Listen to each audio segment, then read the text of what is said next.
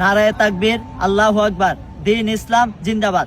আসছে আগামীকাল মাধবপুর স্টেডিয়াম মাঠে বিশাল ইসলামী মহাসম্মেলনের আয়োজন করা হইতেছে। উক্ত ইসলামী মহাসম্মেলনে সবাই আমন্ত্রিত। উক্ত ইসলামী মহাসম্মেলনে ওয়াজ ফরমাইবেন খতিবুল উম্মাহ হাফিজুর রহমান সিদ্দিকী কুয়াকাটা হুজুর। বিশেষ আকর্ষণ আল্লামা মুফতি হেদায়েতুল্লাহ আজাদি, চেয়ারম্যান বরিশাল।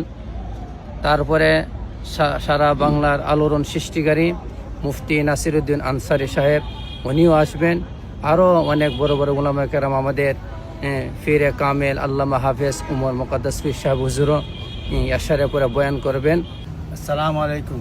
সম্মানিত এলাকাবাসী, যেহেতু হাফিজুর রহমান সিদ্দিকী সাহেব আসবেন আমাদের মাহফিলে, রাত্র অনেক হবে, গভীর হবে, এই জন্য আপনারা কোনো চিন্তা ভাবনা করবেন না। এইমাত্র আমি মাধবপুর থানার অফিসার ইনচার্জের মহোদয়ের সাথে যোগাযোগ হয়েছে। ওনারা বলছে রাস্তার নিরাপত্তার জন্য ওনারা সার্বিকভাবে দায়িত্ব পালন করবেন। আপনারা সবাই আসবেন। যাওয়ার সময় আমরা পুলিশ নিরাপত্তা দিব। মাধবপুর থেকে মনতলা পর্যন্ত রাস্তার মধ্যে পুলিশ পাহারা থাকবেন। মাধবপুর টু নাসিরনগরের রাস্তা, সাতিয়ান রতনপুর থেকে সাতিয়ান পর্যন্ত ইনশাল্লাহ পুলিশ পাহারা থাকবে।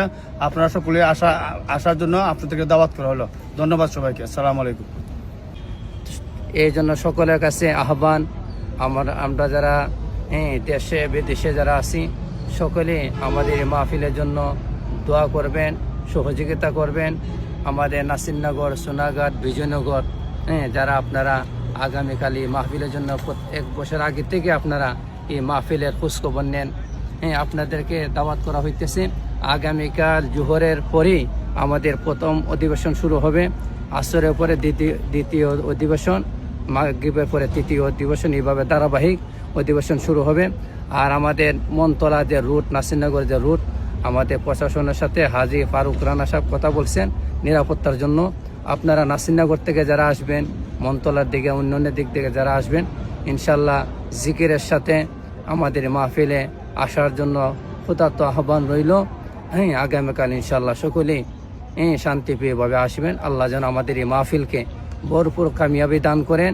সকলের কাছে দেশে বিদেশে যারা আছেন, আমাদের মাহফিলের জন্য দোয়া করবেন এবং সহযোগিতা ইনশাল্লাহ করার জন্য চেষ্টা করবেন।